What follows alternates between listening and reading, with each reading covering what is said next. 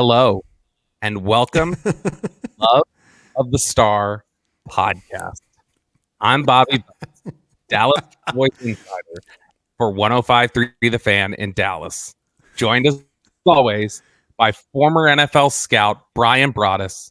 He is now the co-host of the G-Bag Nation, 2 to 7 p.m. Central, Monday through Friday on 105.3 The Fan in Dallas. He is also the pre- and post-game co-host on the Dallas Cowboys radio network, and I heard him on his show, the G-Bag Nation, today, talk about how fast I spit out our intro. I said, I'm going to slow it down. I'm going to show that I'm not dug in. I can deliberately deliver our show open, but that's it. The rest of the time, you're going to get me in my normal speed, and we're going to talk because we got a lot to cram in. There's a lot that's happened today as we record this on Monday night ahead of Cutdown Day on Tuesday. Brian Broaddus, how are you? I'm doing well, Robert. Thanks for listening to the program today. It was quite a conversation between you and Zach Wolchuk about Dak Prescott and our guy out there with the Rams. So, Matthew Stafford, yeah. Matthew Stafford, but a really good conversation that you guys had. But nobody has that auctioneer cadence. 10, 25, That's you, auctioneer cadence. But it's good to be with you, Robert. We're on the eve of the cut downs and stuff like that. A lot going on. A lot of things flying around in the NFL world, and I'm sure we'll get to a few of them. Yeah, let's start with the stuff relating to new contracts and potentially new players being added. So you guys would have heard our post-game conversation after the Chargers game on Saturday that we would have podcasted. But this is our first chance to kind of sit down and talk since Jerry Jones spoke, since news broke on Monday that CeeDee Lamb signed a 4-year, $136 million extension, $100 million guaranteed. And then the news breaking late on Monday night, Dalvin Cook is on his way. He is in here for a workout on Tuesday.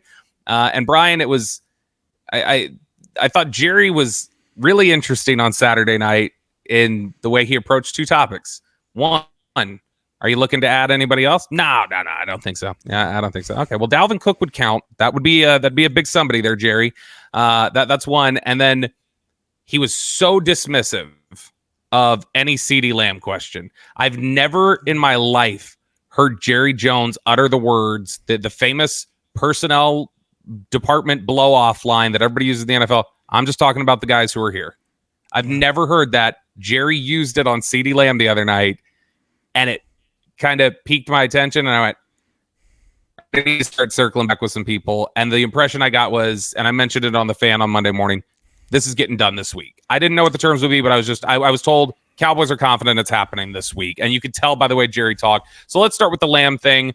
Brian, your overall impressions of the deal, because my first takeaway was it feels like this is exactly what everybody thought it was going to be. And so did you just waste a month nickel and diming over something where it ended up being exactly what everybody thought it would be anyway? Yeah, tip of the cap to David Hellman, because David Hellman and I were talking about the same exact deal, and I think David exactly hit the number.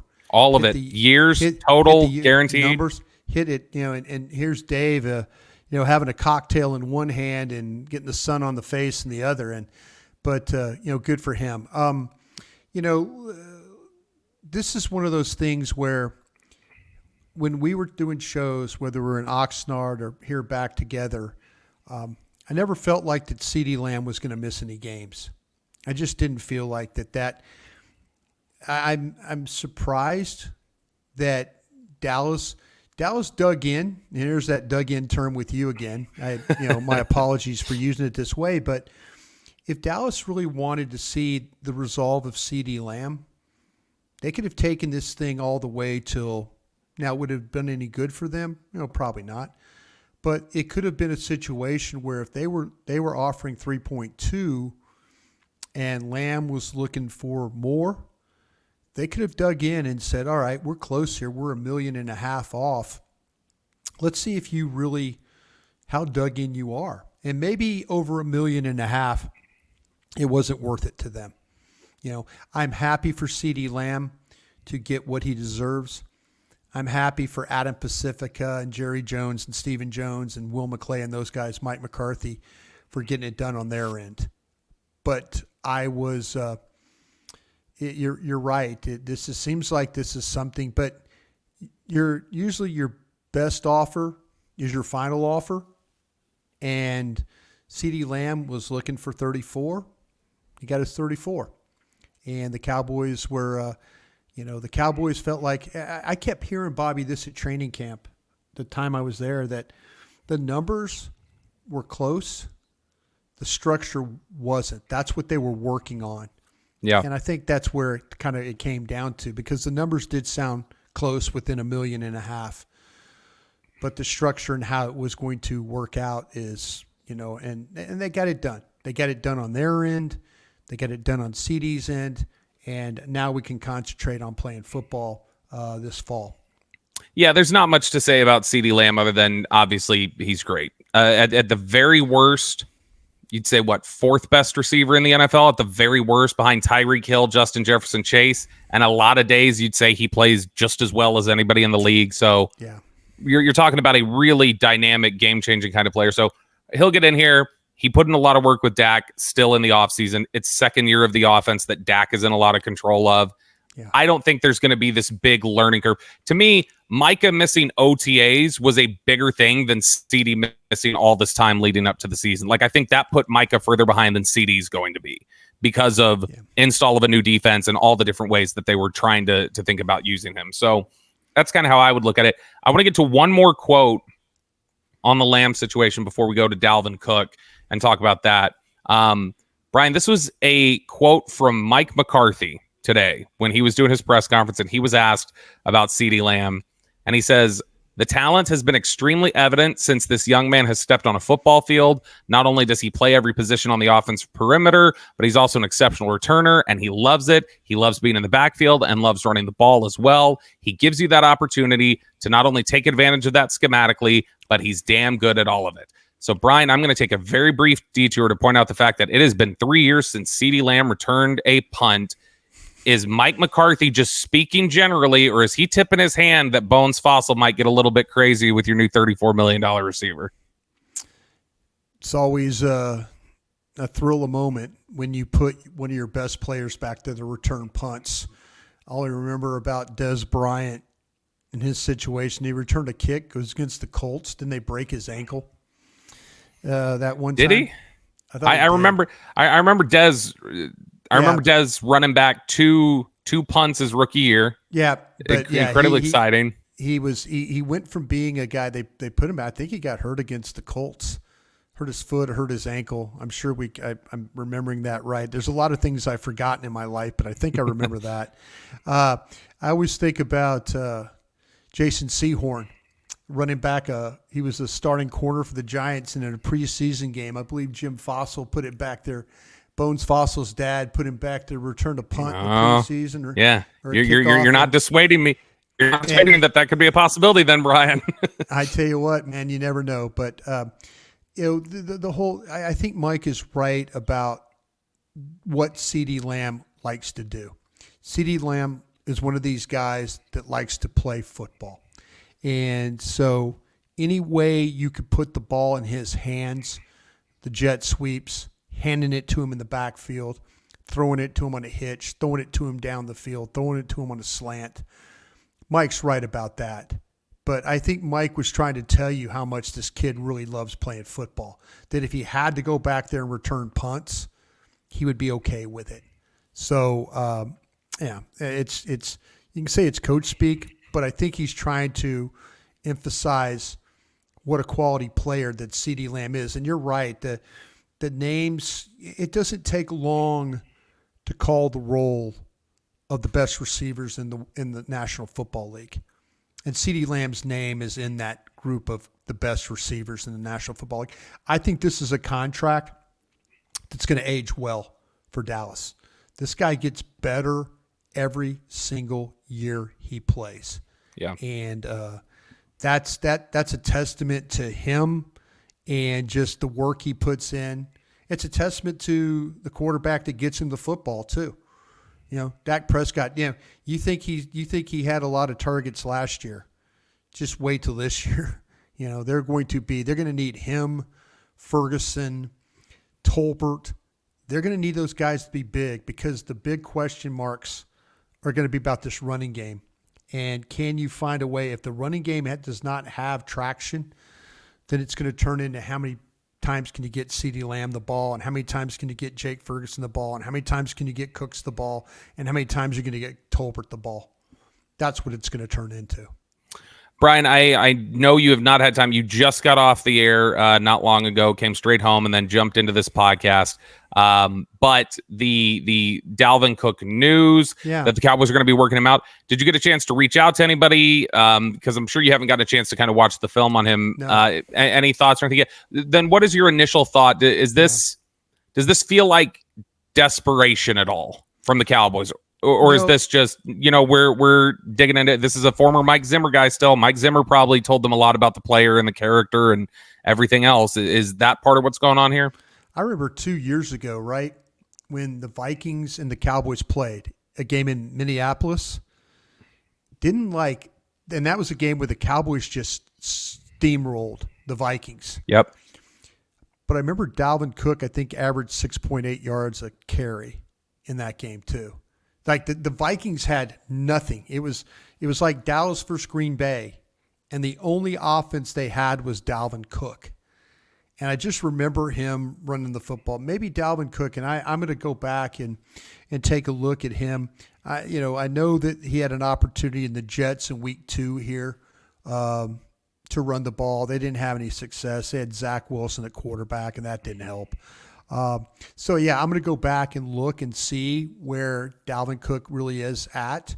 The thing I'm happy about, Bobby, is that they're trying to look at running backs. This isn't just like, okay, hey, we're going to stand pat with, we could go back and forth on whether, you got Zeke, you got Dowdle. Who's the third guy going to be? Is it going to be Vaughn? Is it going to be Davis?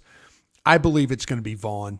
I do. I believe it's going to. That's the way Jerry was talking. Yeah, when I did my 53, I did my 53 on Krusty's Corner Day on 105.3 The Fan. If you want to go back, I went through every single player how I broke it down. Which really quickly, I do want to make a note for those of who are G-Bag listeners. Your time has changed for Krusty's Corner, right? So you're 340 now. Yeah, 340. So if you're a longtime Krusty's Corner listener that is no longer at 240, you're gonna have to go back to 340. That's hour 2. Yeah, and it might have been posted on our YouTube.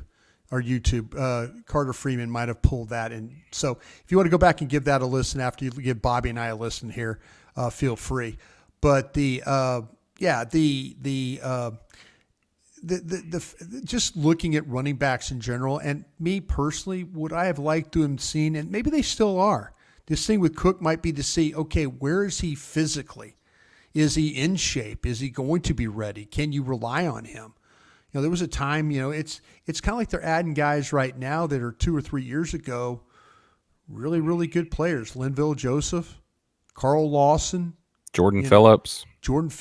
Yeah, these I have to have a little bit more faith in Jordan Phillips now, but the others, they're trying, and maybe they have another trick up their sleeve with one of these running backs that we haven't seen on the wire. I think it's going to be, the one good thing that I always believe, that these teams fall in love with their own players. They fall in love, so they don't want to, but if you're the New England Patriots and you're Elliott Wolf, why you're not claiming every single player on the, you get a talent poor roster. Yeah. Talent poor teams need to take advantage of the second draft. And we're about to have a second draft tomorrow. And I hope that the Cowboys are into it, that they're looking for edges. They're looking for running backs. They're looking for people that potentially could help them going forward. You mentioned the addition of Carl Lawson as part of that. Yeah. How do you feel? Muhammad is going to be suspended for the first game. Yeah. I don't know how pleased they've been with Carl Lawson to this point in terms of some of what they've seen. I wouldn't be surprised, Brian, if we're looking at, while they're scanning that waiver wire or while they're looking at free agents out there, I wouldn't be surprised if edge rusher's part of that analysis for them. Yeah. I like what you're doing here, Bobby. I think you're really tapped into what the Cowboys are looking at right now. And you mentioned edge, the running backs, all possibilities there. the fact that they're just not sitting on their hands, the fact that they've brought in a lot of guys, whether that's Mike Zimmer, the defensive staff, somebody, Will McClay, looking at his team, feeling, Jerry Jones looking at his team, Stephen Jones looking at his team and like, hey, how can we help our defense? How can we help our offense? Not standing pat is, I think a lot of teams fall into that trap. And if the Cowboys are looking at running backs, and as you mentioned, potentially looking at an edge, I applaud them for that, because to me, I'm one of these guys like, I am always trying to churn that roster. If there's a guy that's better than Deuce Vaughn out there that's a running back, let's go. If there's a better corner out there, if there's a better edge. But Carl Lawson, I know with watching Carl Lawson play with the Jets last year, felt like that he was a better run defender than he was a pass rusher. There were some flashes in the game against the Chargers the other day where a little bit of a burst, a little bit of some quickness, a little bit of like dip the shoulder, get underneath. When Carl Lawson now rushes down the middle, he's no good. You could say that about a lot of edges. Carl Lawson against some backup guys, Carl Lawson's not completely, he's probably getting back into the swing of things. Maybe Carl Lawson will be a better player 2-3 weeks from now, but the fact that if they maybe bring in some edges, it could be because of Muhammad and some others that they really haven't. They feel like that, hey, we need to get better here. And I, again, applaud him for doing that. You are listening to the Love the Star podcast. The Love the Star is an Odyssey podcast. You can find it on the Odyssey app or wherever you get your podcasts. All right, Brian, there's a lot of news. I figured we were going to spend the first 2 segments when we woke up today. I figured we were going to spend it all on cutdown day and those sort of things. But CeeDee Lamb and Dalvin Cook had other things in mind. And that's before we even get a chance to, which we are not going to today. We will on the next episode, I'm sure, when we react to the 53-man cutdown. We will get into the Jerry comments to Clarence Hill about being the GM, because I think there's a lot to really unpack on that one. But today we're going to stick to the roster cutdowns. The Cowboys made several on Monday. This is kind of a change from years past, right? Not for Dallas specifically, but I mean teams in general in the last 3 or 4 years. I feel like. What do you make of, before we go into the list of guys that they've let go, what do you make of this thing that teams are doing now where it seems like the day before cutdown day, they'll cut a bunch of them and then they'll finish it off the next day? Why make the moves, some of those moves a day early? Is it just go through the stuff that you're already going to do, or is there strategy to that when you're trying to go make those cuts? You're trying to trade the guys you have left. That's what you're really trying to do. Are the waived injured guys, just a question here on philosophy, are the waived injured guys about, let's waive injure those guys a little bit early so that maybe teams don't have as much time to evaluate if they want to pluck them because they're still making roster decisions? Right. Yeah, the waive injured guys, your hope is that, and it's very rare that a waived injured guy gets claimed. We've seen it before. It has happened. I'm trying to think of who was a waived injured. I think there was somebody from the Raiders one time that they claimed that was an end that had been waived injured, and then they felt like the rehab was going to be okay and they'd be able to get the player through. But what you're really looking at waived injured guys is generally it might be a veteran player, or it might be a player that they're like, okay, hey, we're going to put, if you clear waivers, usually when you put the designation of injured, nobody wants to deal with that player. Yeah. Nobody wants to. So what you're doing is you're telling the league, hey, this guy's hurt. So what happens is he gets waived injured. Nobody claims him. He reverts now to IR, and maybe it's a guy that you want to keep. Okay, let's just give an example. Fehoko was waived injured. Am I right about that?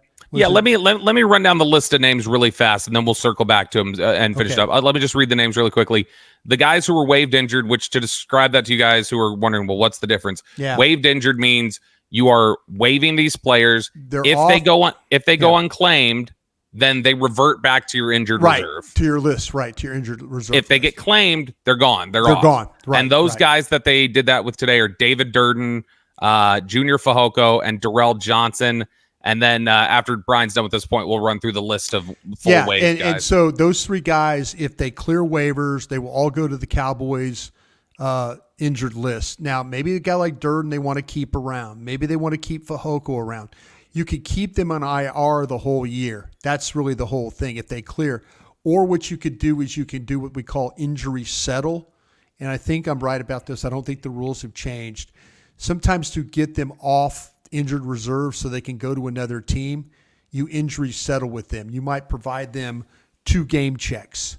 You give them money in like a parting gift. So it's like, okay, Fehoko, Junior Fehoko, he's on the list. He clears. Now he's on your injured reserve. To get him off for bookkeeping purposes, you give him 2 game checks and then you waive him off that. You have what's called an injury settlement. Yeah. And that takes money, but you get him, but it gets you off your book. And then those guys have to wait a little bit then to be signed by somebody else. There's a period there, but that's really it's like a procedure to tell the league, hey, this guy's hurt. We might want to keep him, but we also might injury settle him. That's where we're at right now, probably with those 3 players. Let's look at the guys they flat out wave released. Those guys, Deontay Burnett, Cole Cabral, Josh DeBerry, Willie Harvey, Alec Holler, Cam Johnson, Jason Johnson, Nathaniel Pete, Eric Scott, Albert Huggins, Tyron Billy Johnson, and Damian Wilson. Okay. Brian, your thoughts. What stood out to you? The 3 names for me, I think, that stood out on the straight waived players were Willie Harvey, Albert Huggins, and the last being Eric Scott. Little surprised they moved Scott this early. I thought maybe they would have tried to make a trade there. Maybe they tried to make a trade. Maybe they did. Maybe his former sponsors really are now not really are in with the Commanders. Yep, those guys. So now maybe they called the Commanders. Commanders said no, we're not going to do it.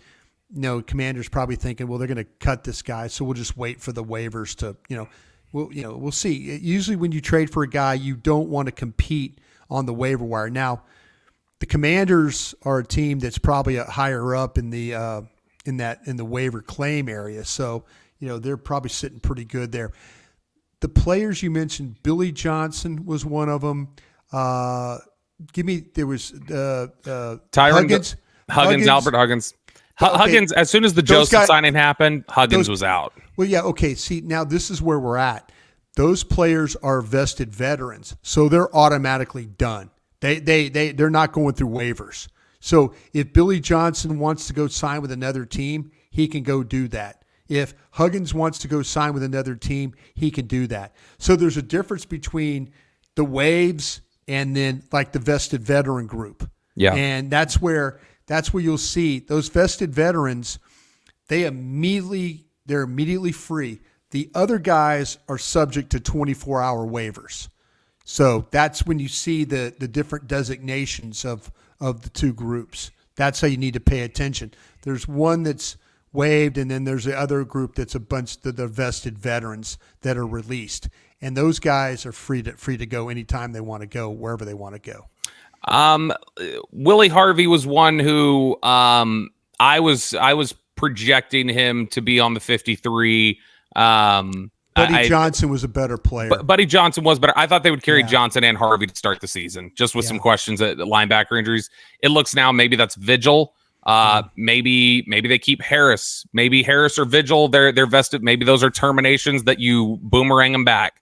And so that's kind of where the linebacker position looks right now. But I thought Harvey was a guy who was going to make this roster. I think the thing for Harvey, who was to me the most surprising of the cuts today, Harvey, I think, is a situation where the team probably felt like the practices were good. That's an example of a guy that they don't feel like he took it into the games, that the practices didn't carry over into the games. And I'll give Willie Harvey this.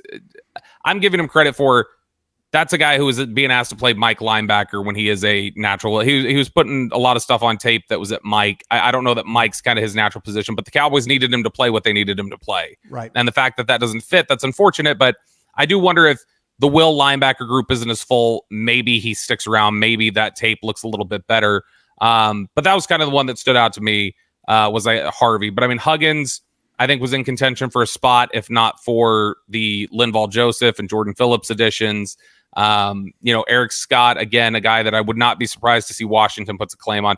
Fehoko, Brian, if somebody claims him, that will be the first player in the Will McClay drafting era picked in the 4th round or higher that fails to play a game for the Dallas Cowboys. So that would be, I mean, even Reggie Robinson got in a couple games. In fact, it would be the first time since 2012 that any Cowboys pick had that happen. Do you know the last one? The last 4th round pick or higher that never played a game for the Cowboys? Who was that? Matt Johnson, the old safety. Oh, God. Yeah. Could never stay healthy. Never could stay healthy. Always hurt. All right, so Brian, as we take a look at this roster, Matt Johnson, my gosh, I know that's a name I gave a lot of people some flashbacks there. What year was that? Was that 2012? 2012. Yeah. So, all right, Brian, as we take a look at this roster, I guess we can kind of hit on some of the points. I know you've got a 53-man roster that you're looking at. What are some of the highlights, some of the areas of big cuts, some of the places where maybe you're not so confident in what you have projected there right now, and then we'll kind of kick around some of those topics. You know what, Bobby? As I look at my roster, I kept 6 wide receivers, but I think there's a lot of people going kind of back and forth on that, with Flournoy on it. But the focus I want to talk about is that running back room. I only kept Dowdle, Elliott, and Vaughn. So I only kept 3. Hunter Lipke is the fullback. That makes it 4. What I did on my 53-man roster is I kept an extra safety. I kept a 5th. I kept Wood as my guy, because if I look at this the right way, Dowdle, Elliott, Vaughn potentially, how much special teams work are you going to get? I think with Vaughn being the 3rd running back, it kind of forces you to have to dress him every week. You know what I'm saying? So that's kind of why I have him there. But I kept a 5th safety. I put these in alphabetical order of Bell, Hooker, Thomas, Wilson, and Wood. So I kind of feel like since I have no running back that plays special teams, I'm using Julius Wood as that guy. He is going to be my designated guy that plays special teams for all those running backs that don't do anything. I like having another position I want to maybe kind of focus on a little bit. I did have Buddy Johnson on this team. With the linebackers, I have 5 of them.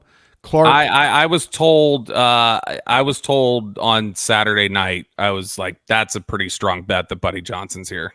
Yeah, I went. Buddy Johnson is one of my 5 linebackers. They could go long there. They could go long at the linebacker position. I only went 3 tight ends. Alphabetical order: Ferguson, Schoonmaker, Stevens. That's the 3 I got. I think Hunter Lipke could be. Now, there could be, this is where I could be wrong. This where I'm a little bit worried because of maybe some of the commitment that they had for Spanford. More than Fant? More than Fant. They did line up Fant in the backfield on Saturday, by the way, which I thought was of note. And I think Fant has, you can make an argument Fant's been the most consistent blocker out of the tight ends at camp.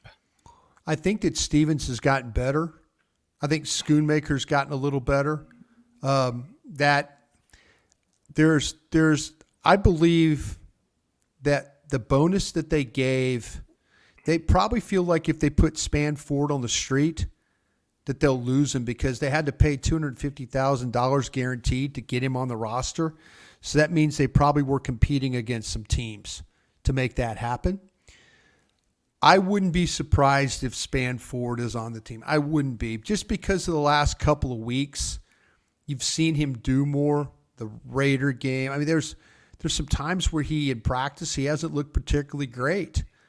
But if you're going short at a position, I've kind of felt like tight end would be the position to go short at, especially if you've got Hunter Lipke as the 4th guy. So, but there might be that when we get around tomorrow at 3:05 and get the roster cuts, this is a team that might be carrying 4 guys. But me personally, I carried 3 because of carrying Wood as that as that extra special teams guy.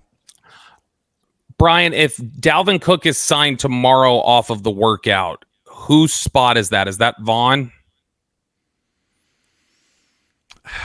You know, if they were because Jerry talks like he really wants Vaughn here. Okay, but do you feel like they're going to carry 3 running backs and Hunter Lipke? You think I do wonder if the tight end, if they keep a 4th tight end, I think that means Lipke's out. You think they're going to get rid of Hunter Lipke? I think if they keep a 4th tight end, it means that. I think that's where they'll cut. Wow. I think they keep Lipke and 3 tight ends, but if they were to keep a 4th tight end, I think it only makes it because they're trying to work some of those tight ends as H-back options. Did you keep Willetsko or Ball? I kept Ball over Willetsko. I did too. See, I even went short. I even went short at offensive line. I went 3 offensive tackles, 4 guards, 2 centers. I usually like to carry 10. But let's go through our projections really quickly here, just to wrap things up. We'll just go down the list really quickly. Brian, quarterbacks. Which quarterbacks are you carrying? Carrying all 3. So yep, Dak, Trey Lance, Cooper Rush. Yeah, I've got. I thought you said cornerbacks, but you said quarterbacks, and yeah, all 3. Quarterback, running backs. How many running backs do you have on the roster? 3, 1 fullback. I have 4 counting the fullback. I've got Dowdle, Zeke, Lipke, Vaughn. Yeah. Receivers. Who do you got at the receiver group? 6 with Flournoy being the 6th. I've added 6, and I put Flournoy on later today. That was one where I was kind of wrestling around. Davis and Flournoy, I feel like, are fighting for guy 53 right now. Sure. Davis could absolutely be in contention, or maybe that becomes Cook. Maybe Dalvin Cook, if they sign him, that's Ryan Flournoy's spot. Tight ends, just like you, got Ferguson, Schoonmaker, Stevens. 3. Offensive linemen, I've got 9. I've got Guyton, Steele, Ball, Tyler Smith, Zach Martin, TJ Bass, Brock Hoffman, Cooper Beebe, Awesome Richards.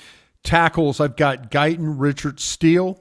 Guards, I've got Ball, Bass, Martin, and Tyler Smith. Centers, Beebe, Hoffman. Yep, we're right there. Defensive ends, Brian, I've got 5 to start the year. Golston, Tank, Micah, Marshawn Nealand, and I have Carl Lawson there for now. I think Carl Lawson's spot is in jeopardy if they find somebody they like. Yeah, I like what you're doing there. 5 myself: Golston, Nealand, Lawrence, Lawson, Parsons. Same. Okay, defensive tackles, I think we've all got the same group here. 4. This is Linval Joseph, Oso Digizua, Mozzie Smith, Jordan Phillips. Yes. Linebackers, I had Harvey on there, so I will adjust that a little bit now and say Clark, Kendricks, Overshone, Leafau, Buddy Johnson, and I'm gonna make a call on, I think not on the initial 53, but if you talk about a couple days later, Darius Harris. I think Darius Harris or maybe Nick Vigil, but I'm leaning Harris right now. Yeah, I like what you're doing there. I went with 5. Alphabetical order again: Clark, Buddy Johnson, Kendricks, Leafau, Overshone. Brad Sham has been pretty adamant, and I've said this on a couple of different platforms. He's been pretty adamant that we need to keep an eye on Overshone's hip pointer. That might not be the healthiest situation right now. That's awesome. That's not concerning at all. That doesn't make me worried at all. Cornerbacks, Brian, I got 5. I have with Deron Bland, who we haven't even gotten a chance to talk about that. Deron Bland being out right now. I've got Diggs, Lewis, Carson, Booth, McQuamu. 5 myself, alphabetical order: Booth, Carson, Diggs, Lewis, McQuamu. Very good. See, we're pretty much close here. And this is where I know we're going to have a split. Safeties, I have 4. I have Hooker, Donovan Wilson, Wanye Thomas, Marquise Bell. 5 with Wood being on that 5th spot to play special teams for the running backs. And then special teams, Aubrey, Sieg, Anger, and Goodwin. Same. Anger, Aubrey, Goodwin, Sieg. I look at this, Brian, and we're pretty close here across the board. Yeah. Guys, give me we've talked a little bit about these guys who are kind of on the bubble or on the periphery. Give me who your guys roughly 54, 55, 56 might be. Who are those names? Yeah, I think Flournoy's in that mix. I think Vaughn's in that mix.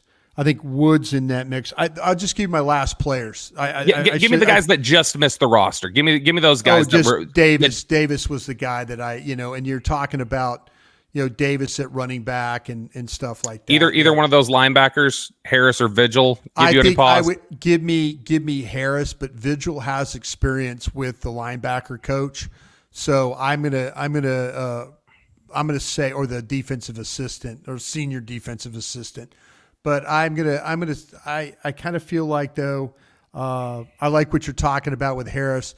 He looked good in the game the other day. And he is a special team. That is a guy who spent a lot of time on special teams. You watch Kansas City play special teams.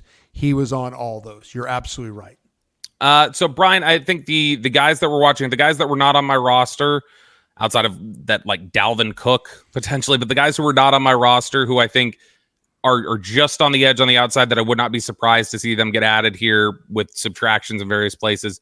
Malik Davis is the biggest one. I think he's 54 right now. Princeton Fant is a guy that I think they like and are invested in, and they'd like to add to the practice squad if they could. Willetsko, I think, is close. I've got the feeling that the guy that might be closer to, like you said, Davis is number 54. I think Willetsko. I think there's a 50-50 shot that Willetsko is the 10th offensive lineman. Yeah, or I mean, I wouldn't be stunned. I'm picking Ball. I wouldn't be stunned if they preferred Willetsko over Ball. Oh, that could be, if they go 9. They could just swap them. Swap them, yeah. And I do like what you're doing with Julius Wood as a potential, guy that is Harris could be that guy too. Yeah, Harris could absolutely be that guy. I look at Wood as just, honestly, it's not that he hasn't been good enough. He's been one of your 53 best players, I think. Yeah. To me, it's just a numbers crunch. It's tough to find the space for him. If I was a pro guy and I was at another team and I'd watching him play, I'd ask my college guys, what kind of report do we have on this kid out of East Carolina? And if they didn't have him well enough, I would sit them all down and watch him play, watch him play defensive snaps and the toughness. I'm like, this guy's better than maybe some of the guys we're playing with. So, which that is a good point to note here. For those of you who wonder this sometimes, I will say Dallas and every other team, this is the time of year your college scouts are still very involved in the process. Very involved. This is the time where they're all in Dallas and other cities around the NFL. They're huddling back. Hey, pull the report you had on this guy. Let's look here. They're kind of doing a recheck on everything they did back in the spring. Yeah, this is where, too, you mentioned it, Bobby, and I remember when I was running the pro department in the early 2000s where you have the scouts incorporated and you knew what areas they had. And so, for example, you had a scout that was down in the Southeast and his runs were, all the schools down in Florida and Georgia and all that. So you might give him, that scout, you might give him the Dolphins, and you give him Tampa Bay, or you give him Jacksonville and Tampa Bay. And you knew they were going to be down in that area looking at their schools Monday through Friday. But on Saturday, you could kick them over to a game, and they could go and evaluate, a couple of teams and say, hey, these are the guys that I would claim. This team's got nothing, or this, that, and the other. But you get a good report on the guys. Those guys became the experts of those teams. Yeah, so like, for instance, last year when Isaiah Land gets snatched off of waivers by the Colts, the days leading up to that or after cuts, you've probably got a Colts scout who watched Isaiah Land who gave a report and said, hey, guys, if this guy becomes available, that's somebody I think we need to really gamble on. And so Cowboys are probably having those same sort of discussions right now about guys they're kind of eyeing. So don't be stunned if they put in a claim here or there, or somebody puts in a claim here or there on their guys as well. If you're a bad roster, if your team is like the New England Patriots, it's got a really challenged roster. This is the second draft. This is how now you start just claiming guys and getting rid of the trash that you're playing with and try and do a little bit better. You're listening to the Love the Star podcast. The Love the Star is an Odyssey podcast. You can find it on the Odyssey app or wherever you get your podcasts. All right, Brian, it is now time for our Love of the Star mailbag. This is where we turn things over to our dear, sweet listeners, get their thoughts, their comments, their questions, everything else out there in the world of Cowboys land that they want to talk about. Brian, let's go with the first question here from Chris. Chris is saying, is CeeDee's contract a true extension, adding on to this year? Is it a new 4-year deal? Does it expire after 27 or 28? This is an extension. So this is 4 years on the end of the year he has now. So think of this as a 5-year deal. He plays this year at $17 million, right? And then the contract kicks in. Am I correct about that? Assuming now But he got his bonus and all that, right? Yeah, $38 million. Yeah, we haven't seen there are different things you can do, converting money and different things you can do with this year by the time the details of this contract come out, we may see, he doesn't have a $17 million salary this year now. Like it can be adjusted because of how they choose to roll money into bonuses and then spread it out. So we'll see what the contract language comes down to. But bottom line here is CeeDee Lamb is under contract through the 2028 season now is what that means. Next question here from Anthony. Anthony says, Deuce looked good in the preseason. Why not give him a real chance to show what he has in season and see what we have in him rather than looking into potentially signing someone like Dalvin Cook? Brian, that's why I asked you the question earlier a little bit. Is it a slam dunk that Dalvin Cook here means they push out one of their running backs, or is that to add to the room? Maybe to add to the room, but it depends on if the intent was to go. The intent was just to go with 3 with Hunter Lipke being the 4th. Then it would push Deuce out. But they might have somebody else in mind that they can move on from if they have to add Dalvin Cook. I would be very careful. I like I say, this is a workout. This is a workout here. So, they might sign him, sure, but then again, it might be just to see where he is at physically, and maybe after week 2 or something like that, they could say, okay, this is a guy that we got a deal here in week 2. I kind of feel like that if the numbers are really, really tight, this could be for Deuce Vaughn's spot. This is what Jerry had to say post-game. I'm reading the transcript back from the audio I recorded on my phone, so this might not be totally verbatim, but I believe this is pretty close. Jerry's quote, according to the transcript, was about Deuce Vaughn and his thoughts on him. He obviously has got some very special talent. You've got to find a place for that. You've got to find a place for it on Sunday to get it on the field, and that'll be the job of the next few days of weighing what a roster spot means. He's sitting right there, though. He is a gadget juice and at non-gadget times, and so really he's going to be interesting for us. And gadget juice, I'll tell you what, Brian, when Jerry used that word, juice, that was an important word to me because that's the word we've talked about all offseason that Mitch LaPointe used on DallasCowboys.com when talking about what they were looking for a running back. Yeah. For Jerry to use the word juice, I think that's relevant when you evaluate what Deuce Vaughn's role here might be. Really quickly, before we go to the next question, overall, do you feel like you've seen something different from Deuce Vaughn this year as compared to what you saw from him last year? Like, do you feel like he's changed his style a little bit? A lot less dancing, a lot more attacking the line. More decisive. Yeah, if it's a 3-yard gain, it's a 3-yard gain. If it's an 8-yard gain, it's an 8-yard gain. If he has a chance to spin in the second level or bust it outside, a lot less dancing with him. But they've done a pretty good job of giving him some blocking up front, where last year it was always like meeting guys at the line of scrimmage and then trying to kind of, now it's like he's doing a better job, more decisive, seeing the holes, hitting the holes, but getting what he's supposed to get and then get to the next play. It's been a much better. It's a shame that at OTAs, mini camps, they were doing everything in their power to find things for him to do, and then we got to training camp and he got hurt. He missed a lot of days. A lot of those times we could have probably, there would probably been practices where we would say, "Damn, Deuce Vaughn looks great today. Damn, Deuce Vaughn looks great today," and there would have been no question about him or Davis or anybody else. Yep. Let's go to the let's talk about another guy who got hurt early that we were saying maybe we'd be saying, damn, he's looking really good here early on, but he got a late start. Travis wants to know, can Ryan Flournoy push for wide receiver 3 this year? You know what? I think there's been some really nice things about Flournoy. I love the way of his toughness with his willingness to block, the crack tosses, blocking in space, not afraid to throw his body in there and hit somebody. The catching part of it, I think, has been really, really good. I think you have a third receiver in Tolbert, and I think Tolbert's going to have a really good year. I know that Ferguson and Cooks will probably get maybe more targets, but I wouldn't be surprised if Tolbert is pushing Cooks for his spot. And I know that's the twos. But I think as a 3, I think he's going to show up for you. I really, really do. Yeah, and I think I'll say this. I think the Cowboys. Looks better. He looks better than he did. He's a more confident player now.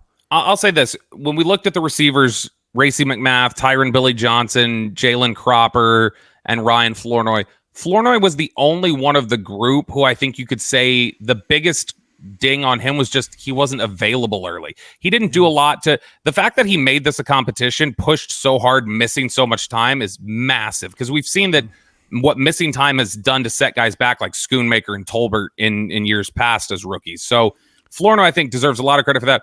Flournoy is somebody that I know the Cowboys really believe in the mental makeup and the football character and think that's a guy who I think they absolutely want to try to keep him in the building.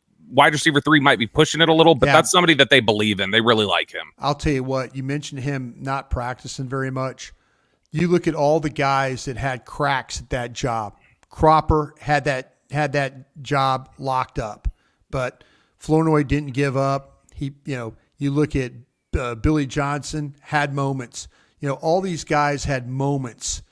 Flournoy became a better player. In a shorter period of time, Flournoy proved that he is a better player than Cropper, Billy Johnson, Racey McMath, all those guys that were practicing while he was over with Britt Brown.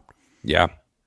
Yep. I think that's something that is a testament to just how strong an impression he made on them is that he made up that ground in that time. He made up a lot of ground in a short period of time. He sure did. Bryce wants to know, let's knock out a couple more questions really quickly. Bryce wants to know who's next to sign an extension now that CeeDee's done. Micah, Dak, Bland. Look, if they want to get Dak done, it'll be Dak. That would be the next. If Dak's not here, if they just decide we're not doing it, then it'll be Micah and it'll be next year. Yeah, whoever his contract is up in the last minute, they'll get it done. Here's what I'll give you. If he pops early in the season, would you go to the negotiating table with Oso Digizua, who's in the final year of his contract? You know what? I would go to him, but if you're one of these guys, just wait. Wait. Just wait. Next question here from we got 2 more. Next one from Brandon, and this is a Brian Barada special. I feel like, who are we excited about that will end up being game day inactives? So who's the guy that we're all thinking like, man, he's going to be a and then we're not even going to see him active on Sundays? Deuce Vaughn. You think? You can't go with 2 backs. I get it. I'm tongue in cheek in it there. And no, I don't think you're totally wrong. Vaughn could be there. Maybe Lawson. If Lawson's here to start the season, he might not be active. He might not be active if they don't. I kind of wonder. We're getting really excited about Buddy Johnson. I kind of feel like that he's going to help you on special teams. Former 4th round pick. That's a really good question, though. That's a really, really good question because I'm kind of looking through guys that you get excited about. Could one of these linebackers? Could it? If you want to look at, I know everybody has liked him and he's been consistent. And I'm not saying this would be the guy. Would there be any concern about Wanye Thomas being active? I was just about to, because if I carry Wood as a safety, Kerry Wood, the former pitcher for the Cubs, if I carry Wood as a safety, that maybe Wanye Thomas might be a guy that doesn't see the field. That could be a possibility. Yeah, I was looking right at the safeties when you said that. That could be the name then if you're looking for some of those. Those might be some of the ones right there. And then last question here from Kenny. And I know whenever we get these kind of questions, people are always interested for the T. And I don't think Brian's going to answer the second part of this question, but maybe he will. Kenny wants to know, who are your favorite guys to hang out with on the beat and who not so much? It's a good group of guys and gals. They work hard. The guys and gals who don't like me know they don't like me, and they know I don't like them. So I won't spill the tea on that. But we all don't get along like you would think. We don't get along with everybody, you mean? Not everybody. Yeah. And you know what? I don't blame people for not liking me. I really don't. I'm a pain in the ass. I really am. I'm a big pain in the ass. I talk too much. I don't try and bully anybody in ways, but I'm sure there's people that don't like me, and I'm okay with that, but I've always felt like too that people. All right, I'll give you an example. Me and Mickey Spagnola, I respect Mickey, but Mickey doesn't like me, and I'm not a big fan of Mickey's. But but I respect him for the job he does. There are guys that. and gals that I'm sure they're just, but Mickey's the best example I could give, because Mickey and I are very cordial, and like, I believe in professionalism there. Mickey ain't taking me to dinner. I ain't taking Mickey to dinner, you know? Yeah. But there's people in the organization. I'm going to be honest with you. I had problems with Clarence Hill. This is what I didn't like about Clarence Hill at one time in my life. Clarence would ask me my opinion on something, and then he would fight me on my opinion. And I got to the point where, like, why the hell are you asking me my opinion then? You know, and I've grown to respect him more. You know, I understand what he's done. And, you know, my son goes to school at University of Texas. He's a Texas grad. He's proud about that. Clarence and I kind of connect on that, you know, thing. But, you know, I could never understand how a guy would ask you your opinion and then fight you on your opinion. Yeah. You know, and so, but it's gotten better. There was a time where I was just like, you know, if whatever Clarence is saying, great. I didn't have much interaction with him. I didn't really care all that much. But, you know, I know I am hard to get along with, very hard to get along with. I do my best to try and present myself in a way of professionalism and stuff, but there's times where I'm not. And I totally get that. And I understand if people don't like me, I understand that. But, you know, that's kind of where all that's at. I think the two people I hang out with the most on my like non-working time that are on the beat are two people you hang out with a lot too. Jane Slater and John Machota. I hang out with them a bunch. Those are my. I went to dinner with John a lot. I respect the hell out of John Archer. Todd Archer's one of the best beat reporters in covering the Cowboys. We've got some really. This fan base is fortunate that they have some guys and gals that give an F about covering this team the right way. Yeah, they really do. And I mean, I really, for the most part, I think I get along with just about everybody. If I was going to say who's my least favorite, Mike Fisher hates me. I'll leave you a clue for my least favorite. If you want to know my least favorite, go watch CeeDee Lamb's post-game interview after San Francisco last year, and I think you'll be able to figure out who my least favorite is by watching that media availability. All right, that does it for us here today on the Love the Star podcast. Thank you so much for joining us. We'll have Cutdown Day on Tuesday and have reaction from that later in the week when the roster looks a little bit more finalized. For Brian Broaddus, I'm Bobby Belt. We will talk to you guys again later. Hey, thanks for watching. If you enjoyed this video, please don't forget to give it a thumbs up and subscribe to our channel for more content like this. If you want to see more of our videos, be sure to check out our playlist and let us know what you think in the comments below. Also, don't forget to follow us on social media to stay up to date on our latest updates. Links are in the description. Thanks again for watching, and we'll see you in the next video.